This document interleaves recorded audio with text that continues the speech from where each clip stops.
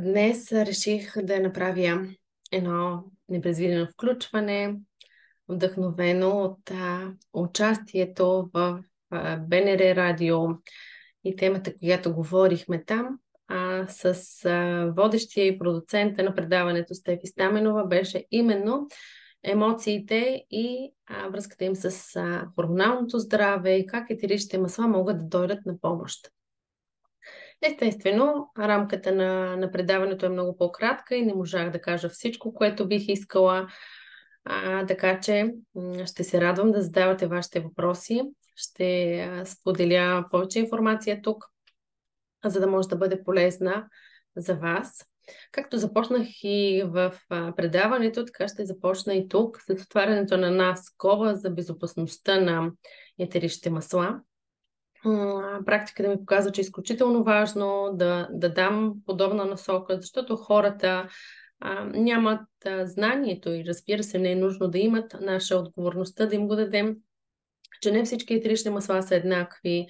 И аз ви моля да правите проучвания. Ако не сте избрали марка, с която да работите, проверявайте химичния анализ на продуктите, които избирате да ползвате. Може да искате сертификат от компанията. Проблема е, че когато говорим за етерични масла, повечето хора смятат, че маслата са еднакви, но ако подходим логично, ние няма как в рамките на 5-10 лева на етерично масло да покрием всички разходи, освен самата суровина на маслото, тук са и самото шенце, етикет, счетоводство и прочие разходи по производството. Така че има доста скъпи масла, които е нужно много голямо количество суровина, за да се направи малко количество етерично масло. Така че това са розата, нероли, жасмин и други масла, които няма как да бъдат евтини. Така че просто проучвайте, избирайте, защото всъщност е изключително важно, когато говорим за подкрепа на емоциите или на тялото с масла, ние да бъдем наясно какво ползваме. И така затварям скобата за безопасност. Много, много важно нота бене, което да си вземете. И продължавам с същината на темата за връзката между емоциите и нашите хормони, нашето физическо здраве и как можем да вмъкнем етеричните масла. Ще следя за въпроси, ако имате такива. Ще се радвам да отговарям. Все повече се говори, изследва, проучва темата за психосоматиката. Психосоматиката е едно направление, което изследва влиянието на психологически фактори на емоциите върху появата и развитието на различни симптоми или болестни състояния в нашето тяло. Още в началото на 1900 година доктор Едуард Бах започва тази теория, макар и не пряко свързана с психологията и психосоматиката, разглеждайки есенциите на Бах. Всъщност той прави едно дълго свое проучване как различни състояния на емоционално ниво започват да предизвикват еднакви соматични проявления в тялото. Така че това не е нова тема, все повече изследвания се появяват, все повече информация, така че сигурно съм всички вие сте запознати и никой няма да бъде шокиран с това направление, което ще говоря днес. Всеки ден всеки един човек изпитва широк спектър от различни чувства, различни емоции, които влияят на цялостното състояние на организма. Напоследък става и все по-популярен термина психично благополучие, тъй като само в такова състояние човек може да взима спокойни, балансирани решения, да води пълноценен начин на живот и лесно да се справя с емоциите, с чувствата и с стреса си. Когато се говори за грижа за човешкото здраве, е много важно към него да се подходи цялостно. С подход, който отразява баланса както на физическото, така и на психическото състояние на човека. Ние сме едно единно цяло. Емоциите са важен компонент на холистичното здраве и за това е от особена важност да знаем какво представляват те и как влияят на нашето самочувствие. Какво представляват емоциите? Това е един въпрос, който е източник на дългогодишни спорове между учени в областта на неврологията, психологията, философията. И всъщност това е довело до много различни възгледи за самото понятие емоции. Но въпреки различния подход към тяхното изучаване, всички изследвания се свеждат до факта, че емоциите много силно влияят върху здравето и поведението на човека. Известно е, че всяка една емоционална проява е свързана с биохимични процеси в нашия организъм, в нашето тяло. При различни силни негативни емоции, а и не само, и при силните позитивни емоции се получава една хормонална буря, един коктейл в тялото ни, който няма как да не влияе на другите органи. Ние си взаимодействаме. В превод от латински думата емоция означава вълнение. Това е състояние, при което човек е неспокоен, изпитва душевни преживявания, положителни или негативни такива.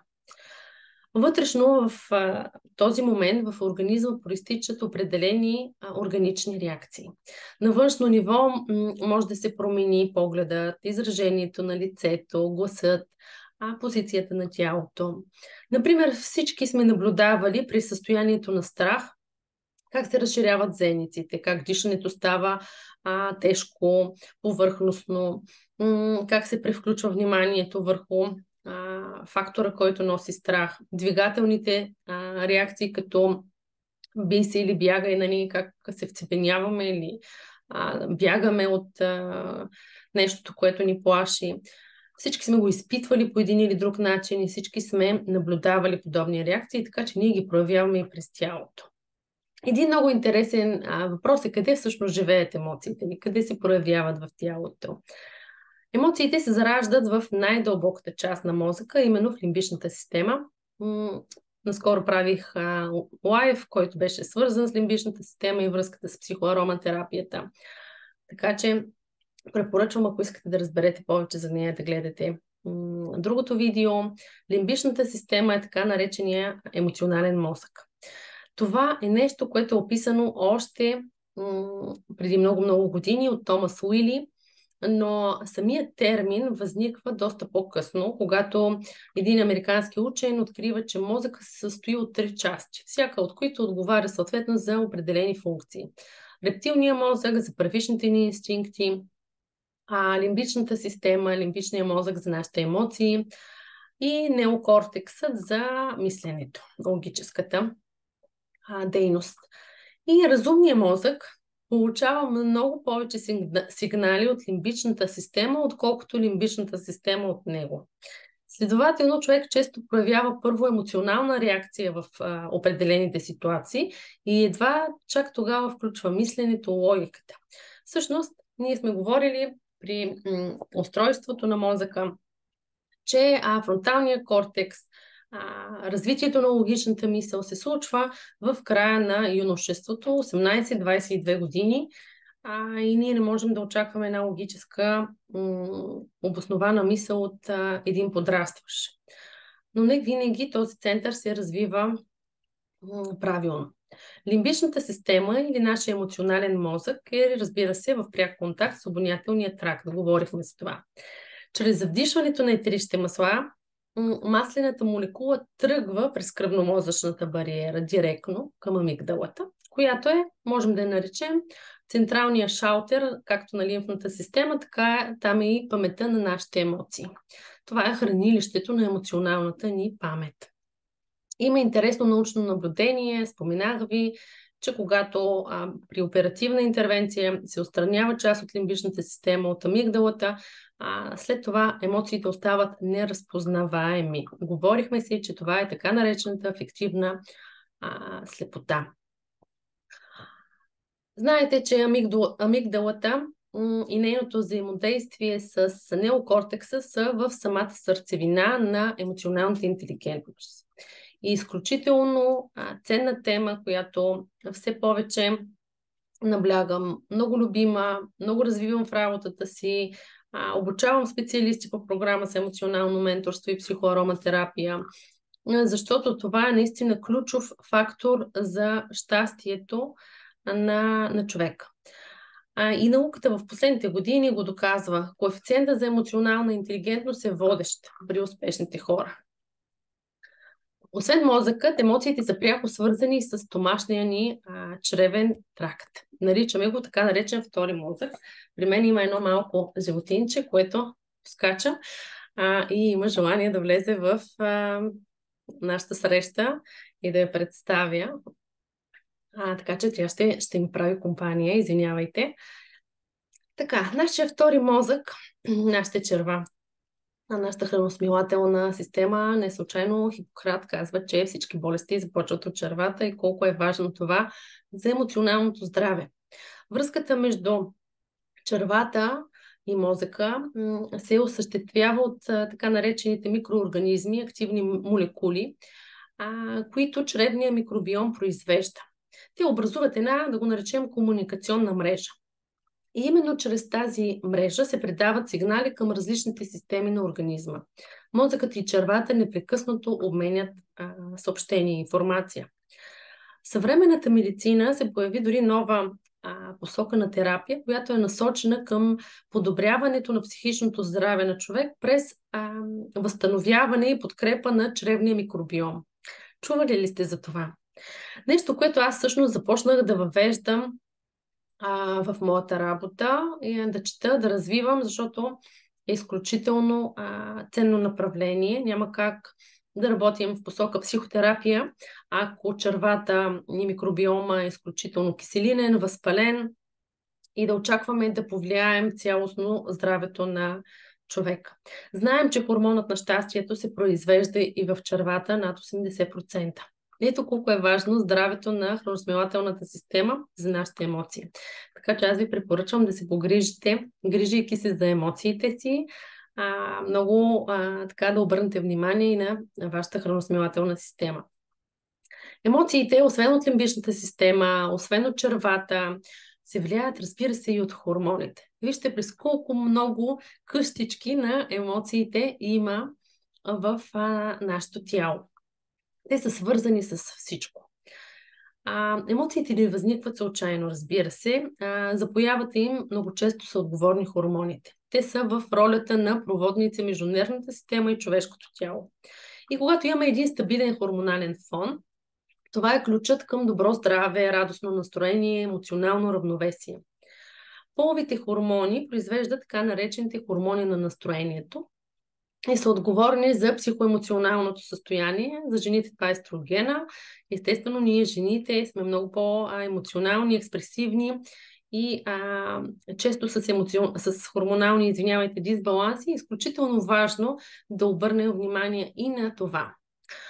Естроген и прогестерона са двата най-важни хормона за нас. При здравите жени прогестерона влияе върху обработката на емоциите, особено върху точността на разпознаването, дефинирането на емоциите и емоционалните ни спомени. Изследвания, които са свързани с прогестерона, са довели до откриването на нови методи за лечение на следродилната депресия, която засяга около 50% от жените, се посочва в изследването. Този период се характеризира с повишен риск от депресия в сравнение с другите периоди от живота ни, тъй като е свързан с дефицит на естроген и липса на прогестерон. Други изследвания пък проучват влиянието на етеричните масла върху следродилната депресия и се установява, че дифузирането на етерични масла от роза и лавандула по време на бременността, при раждането и след това изключително благоприятстват предотвратяването на следродилна депресия. Така че виждате колко много фактори влияят на нашите емоции. И освен многобройните роли на естрогена, които знаем, той е известен с своя антидепресивен ефект. Когато е в нормални нива, помага производството на серотонин, което ни кара да се чувстваме жизнени, щастливи, да се чувстваме добре. Твърде високите нива обаче предизвикват един дисбаланс в системата, който причинява симптоми на напрежение, на тревожност. Някои жени с високи нива на естроген може да са предразположени от своя страна към пристъпи на паника. От друга страна, ниските нива пък на естрогена могат да доведат до епизоди на депресия. И съотношението естроген-прогестерон е пряко свързано с нашето настроение. Когато нивата на естроген са високи, а на прогестерон са ниски, това може да води до едни гневни емоции и самоунищожително поведение. Прогестерона пък има успокояващ ефект върху мозъка, което предполага, че неговия дефицит, разбира се, може да доведе до тревожност. Дефицитът на хормони на щитовидната жлеза инхибира невротрансмитерите на мозъка, което потенциално води до депресивност. Хормоните на щитовидната жлеза също влияят върху нивата на кръвната захар и освобождаването на хормоните на стреса. Два фактора, допринасящи за колебанията в нашето настроение. Съществува връзка между агресивните, емоционалните изблици и нивата на кръвната ни захар. Виждаме, че емоциите всъщност е една много сложна материя с голямо разнообразие от възможни причини, възможни къщички или комбинации от фактори, които да ги предизвикат. И ако ние така често изпитваме емоции, с които ни е трудно да се справим, ако ни връхлитат изневиделица и дълго време не можем да се освободим от тях, много е важно да проверим хормоните си. Много е важно да видим как всъщност е хормоналното равновесие в тялото. Всички емоции са резултати от различни биохимични процеси. И разбирайки кой точно стои за дадена емоция или мисъл, човек може да поеме контрола в свои ръце, т.е. да се погрижи за емоционалното здраве. Всички външни практики, като дихателни упражнения, медитация, режим на хранене, прием на билки, използване на етерични масла, разбира се, изключително много благоприятстват емоционалното равновесие. Виждам, че нямам въпроси. Задавайте такива, ако имате, ако нещо ви интересува, нещо може да ви бъде полезно от тази тема. Разбира се, не мога да не спомена и оста ХХН.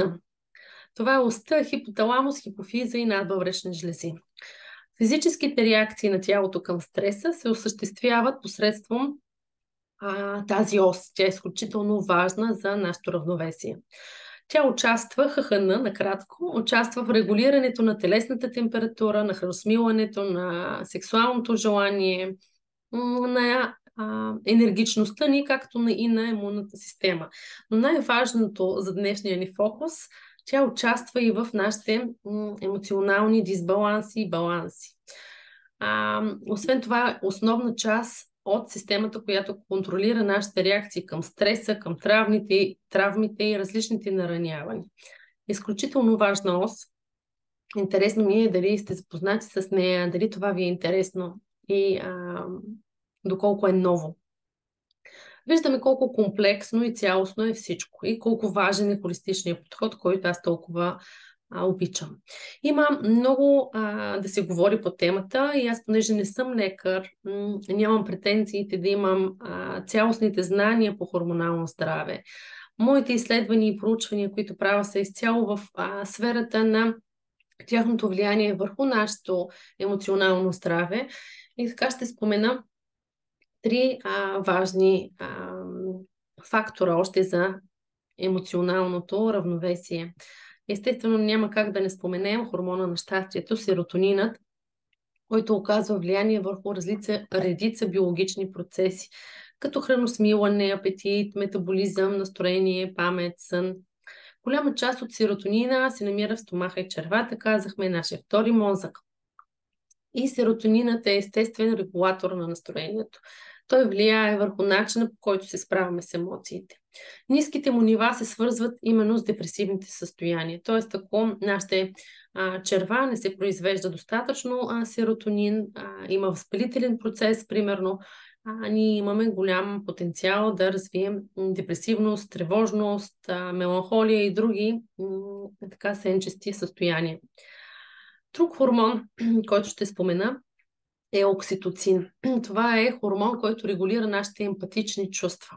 Тоест способността ни мислено да се поставяме на мястото на другия и да му съчувстваме, да го разбираме по-добре. Окситоцинът е хормон, който е секретиран от хипофизната жлеза и е известен като хормона на гушкането или хормона на любовта, защото се освобождава, когато хората именно се прегръщат, докосват, имат близък контакт. Оказва се, че окситоцина е ключов за нас, жените, и е най-лесният начин да се разтоварим от ежедневния стрес. Друг важен тук невротрансмитър, който ще спомена, е ГАБА. Той има изключително успокоително действие и овладява тревожността по естествен начин. Има и хранителни добавки с него. ГАБА е неесенциална аминокиселина, която естествено се синтезира в мозъка и има важна роля като медиатор, който понижава възбудните процеси в главния мозък. И поради това си действие тя предизвиква спокойствие и примахва психическата възбуда. И примерно можем да наблюдаваме хора с повече ГАБА, които са спокойни, сдържани, не се разстройват лесно, по-уравновесени. И съответно, ако имаме дефицит на тази аминокиселина, ние ще бъдем по-експресивни, по-неспокойни и бързо ще се разстройваме, ще бъдем обидчиви. Другите хормони, които изключително много влияят на емоциите, това са естроген, прогестерон, тестостерон при мъжете, както и при жените, разбира се. Тези хормони влияят на нашите чувства пряко. С много естроген, примерно, ние можем да станем по-плачливи, по-емоционални, а с много тестостерон да имаме като жени по-малка чувствителност, но пък може да полагаме по този начин повече усилия в начинанията си. И непретоварени надбъбречни жлези или нефункционираща щитовидна жлеза също влияят върху нашите чувства и могат да ни люшнат към една депресивност. Възпалението на червата, казахме, често води до нервност, до тревожност и до различни тревожни разстройства. Когато тялото ни е болно, то няма как да не влияе на нашите емоции, чувства, усещания, настроение. Всичко се променя. Всяка една жлеза има връзка с нашето емоционално състояние. И женските хормони са пряко свързани и с нашата мекота, женственост, емоционалност. Съответно, мъжките с мъжката енергия и мъжките принципи на проявление, мъжките архетипи. Всичко това в един момент може да ни притесни, да слушаме и да се питаме как можем да се справим, как можем да подкрепим тялото. Ние сме в едно състояние на постоянен дистрес около нас и имаме нужда от различни патерици, за да запазим равновесие и баланс. И наистина прекрасно е, че имаме много помощници от природата, които да ни подкрепят. Има най-различни билки, хранителни добавки, които да ни възстановяват както на физическо, така и на емоционално ниво. То всичко е свързано. В крайна сметка ние сме едно цяло, ум, душа и тяло. И освен това винаги, разбира се, е важно да потърсим специалист, лекар, психолог, в зависимост от душевното или физическо страдание и да не прилагаме самолечение, защото има състояния, в които наистина е наложително да подходим с така наречената традиционна медицина. Аз винаги маркирам, че аз не я отричам, не смятам, че тя е лоша. Смятам, че алтернативната медицина и традиционната медицина могат да върват ръка за ръка. Така че ако някой, който слуша, преминава през сериозно страдание, моля ви, обърнете се към специализиран лекар и се погрежете за себе си. Нека да погледнем сега през един различен ъгъл към едно така масово заболяване днес. Как някои от етеричните масла могат да бъдат в подкрепа. Много често срещаме, особено жени, болни от Хашимото. Дали повишена функция на жлезата, дали понижена, дисбаланса на щитовидната жлеза е често срещан. И сега ще ви предложа някои етерични масла, които могат да ни подкрепят в възстановяването и на щитовидната жлеза, но пак казваме, не използваме като панацея. И това, което е много важно да отбележа, е, че етеричните масла за една клинична картина могат да помогнат едни, за други. Така че е важно да се консултирате с лекар, с сертифициран ароматерапевт, а не да се самолекувате, защото понякога ние можем да си навредим. Това е само ориентир. Карамфилът е едно невероятно противовъзпалително масло и то е и за моя изненада с най-висок орак фактор. Това е антиоксидантен фактор, който е над 1 милион, минава тамяна и всички други антиоксидантни етерични масла. Карамфилът също така е с високо съдържание на феноли. Фенолите са чистачите на клетките, те пречистват клетките. Без чисти рецептори клетките не могат да комуникират и съответно тялото не може да функционира правилно и по този начин това води до болест. В същото време на емоционално ниво карамфил е маслото на личната сила и на нашите граници. То е чудесно масло за хората, които не могат да приемат другата гледна точка. Себеизразяване, лични граници, приемане на многообразието на реалността са едни от психосоматичните фактори на това здравословно отклонение на щитовидната жлеза. Друго масло, което е чудесно за всички жлези, това е тамяна. То е бащата на всички масла и е фантастично за нашата клетъчна грижа.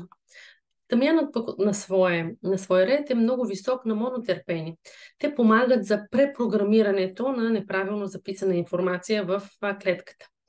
Тамяна повдига духа и възстановява тялото. Той на емоционално ниво е свързан с връзката с бащата. И също така ни води към нашата автентична истина и духовност, което ни напомня как всеки един дисбаланс е скъсана връзка с нас самите на някакво ниво. Друго ценно масло за щитовидната е смирната. Тя както и тамяна, и тя отдавна са познати като ползи и можем да използваме и за подкрепа при стрес и подпомагане на щитовидната жлеза. Смирната е богата на сесквитерпени. Сесквитерпените помагат за изтриването или препрограмирането на неправилно записани кодове в нашата клетъчна памет. На емоционално ниво смирната отговаря за божествената и висша закрила. И с една дума, ако трябва да обобщя, тя е за мен една висша стабилност. Виждате ли, фенолите чистят клетката. Сесквитерпените изтриват информацията, която не е добра за нас. А монотерпените препрограмират информацията в клетъчната памет.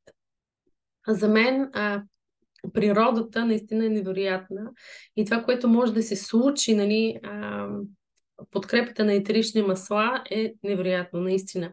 Клетъчните ни рецептори се блокират чрез различни химични замърсявания от въздуха, храната, от околната среда изобщо.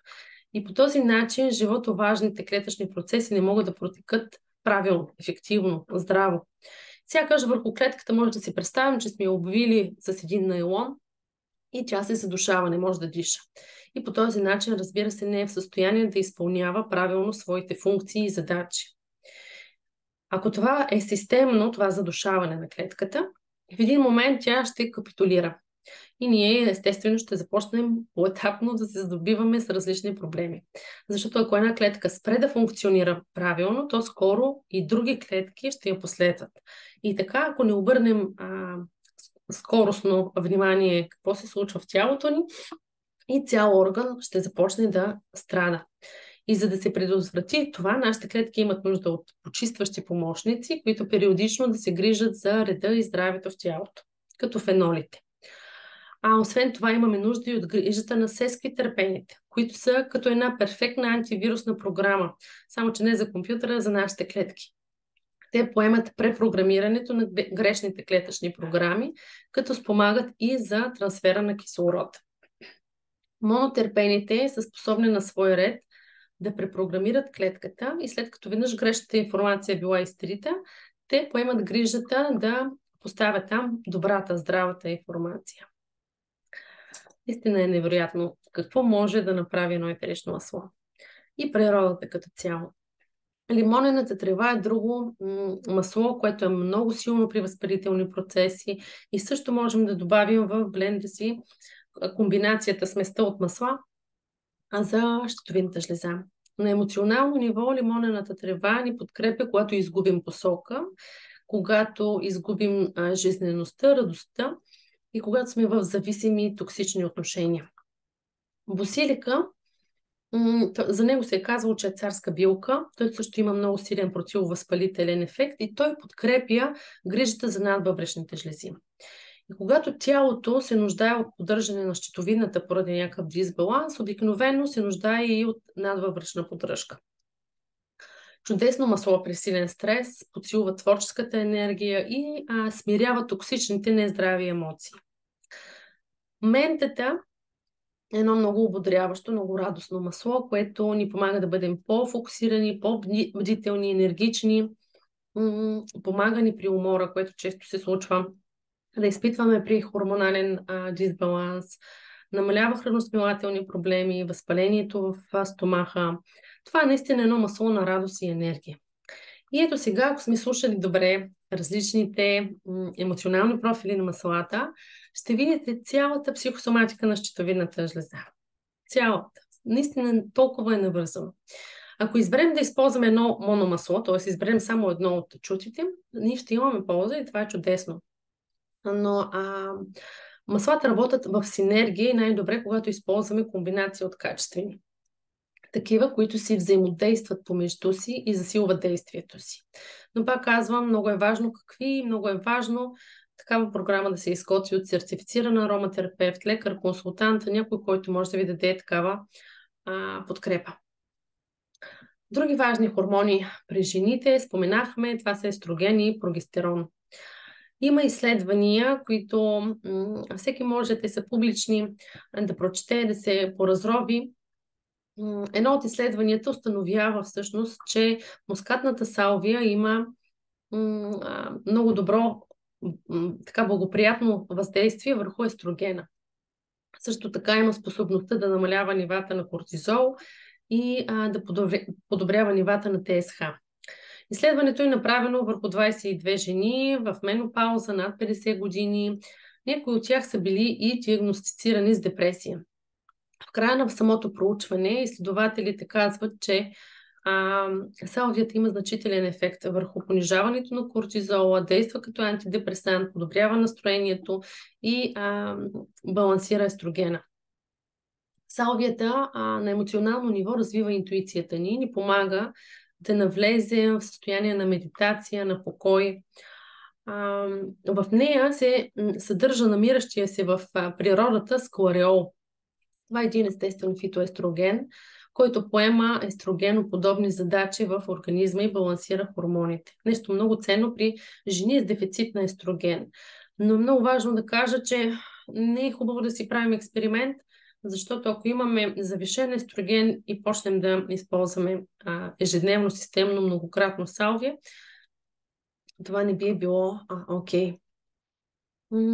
Относно прогестерона има други изследвания, които са свързани с етеричното масло от мащърка и всъщност се установява, че мащърката има балансиращо действие на прогестерона. Балансирайки естроген и прогестерон или който и да било друг хормон, естествено ние пряко влияем и върху емоциите, съответстващи на тези жлези. Освен това, има един уникален бленд, смес от етерични масла, Фитоплюс, Прогесенс Фитоплюс на Young Living от етерични масла, който е единствен по рода си в цял свят с екстракт от дифиамс. Няма друг етеричен бленд, който да съдържа дифиамс и е невероятна подкрепа на прогестерона. Сандаловото масло балансира тестостерона както при жените, така и при мъжете. Той е афродизиак и едно наистина невероятно масло, което можем също да използваме в рутината към емоционално и физическо здраве. Сандаловото дърво на емоционално ниво е свързано с позитивизъм, с оптимистичната гледна точка, с един духовен фокус на цялата картина, заземяване. Помага ни да изчистим всичко, което не резонира на трептенето на любовта, ако можем да обобщим така. Има така за обобщение няколко етерични масла, които са в цялостна подкрепа на здравословното функциониране на ендокринната система. И казахме за тях тамян, салвия, лимонова трева, маточината също е невероятна, роза, сандалово дърво, ветивер, разбира се, има и други. Напомням отново като осъзнаване, че за всеки човек различни комбинации биха сработили. Има много фактори наистина, които влияят върху цялостната картина, баланс, дисбаланс на тялото. И аз не препоръчвам самолечение. Етеричните масла могат да препращат различни биохимични органични вещества, да възбуждат или да възпират и по този начин да балансират функцията на нашите хормони. И с своята интелигентност те укрепват тялото там, където е необходимо. Етеричните масла притежават свойството да регулират функциите на жлезите, възпроизвеждащата система, нашето кръвообращение, метаболизъм, дихателна, също и нервна система. И когато изпаднем в една хормонална буря, хормонален дисбаланс, който води често до раздразнителност, депресивност, безсъние и най-различни емоционални състояния, можем да дифузираме масла или да вдишваме от шишенцето, които да ни спомагат така да ни уравновесят. При емоционални сривове следствие на хормонални проблеми, вдишването на розмарин, лавандула, салвия, нашата роза българска, римската лайка, ветивер ще ни бъде от изключителна полза да се отпуснем. Ако имаме менструални проблеми, предменструален синдром или симптоми на менопауза, можем да използваме мускатната салвия, разредена в базово масло на корема за масаж и ще почувстваме неминуемо успокояващия ефект. Тя намалява кортизола, понижава стреса, осигурява качествен сън и е с добри антидепресантни свойства, както споменахме от проучването. Много са маслата, които могат наистина да ни подкрепят. Тамян, иланг-иланг, пачули пък са чудесни за хипоталамуса. Също така тези масла ни помагат да се заземим, да се свържем с нашата женска енергия като жени. Умекотява сърцето, тази комбинация, ако използваме. Освен това, иланг-иланг ни помага да извадим чувствата на повърхността, за да бъдат осъзнати. Етеричното масло от иланг-иланг така е доста известно като сърцецентриращо, т.е. има свойството да ни центрира в сърцето, в любовта. Повдига настроението, успокоява нервите, в лимбичния мозък и наистина невероятно за жените, много укрепващо в женската енергия. Етеричните масла наистина са невероятни в балансирането при промени в настроението, ниско либидо, стрес и най-различни състояния на дисбаланс. Те спомагат на системите в тялото да намерят една синергия и да подобрят настроението ни. Молекулата на етеричните масла, знаете, е изключително малка и тя успява да премине както през клетъчната, така и през мозъчната стена и да подкрепи цялостното ни здраве. И има наистина многообразие от масла, които всичките имат и емоционален профил. Независимо, ето да ви пример с карамфила, който е изключително с силни противовъзпалителни антивирусни свойства, но в същото време на емоционално ниво ни учим да изграждаме асертивни лични граници. За мен етеричните масла са като една засмукваща прахосмукачка за нашите несъзнателни и стласкани емоции и бързо те успяват да надигнат емоционалната матилка нагоре. Помагат ни невидимото в нас да придобие картина, осъзнатост, слово. Ако имате някакви въпроси за някакви конкретни емоционални дисбаланси, с радост бих споменала. Иначе друго любимо мое етерично масло, което много силно влияе на емоциите, това е бергамот. То може да облегчи чувството на нещастие, да насърчи радост. Също така лавандула, тя е за цялостно спокойствие на ума и тялото. Невероятно масло, което ежедневно използвам. Лавандулата, разбира се, балансира хормоните, като намалява стреса и облегчава умствената умора. Римската лайка ми е най-любима. Тя успокоява, релаксира, отпуска наистина и ни помага да следваме нашата мисия.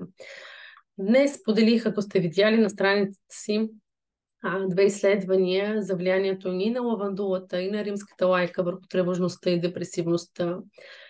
Наистина едни безценни помощници са етеричните масла за психоемоционалното ни здраве и равновесие.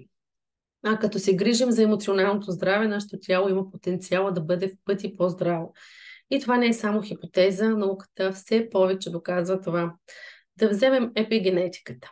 Това е научна област, която изучава влиянието на околната среда върху нашите гени.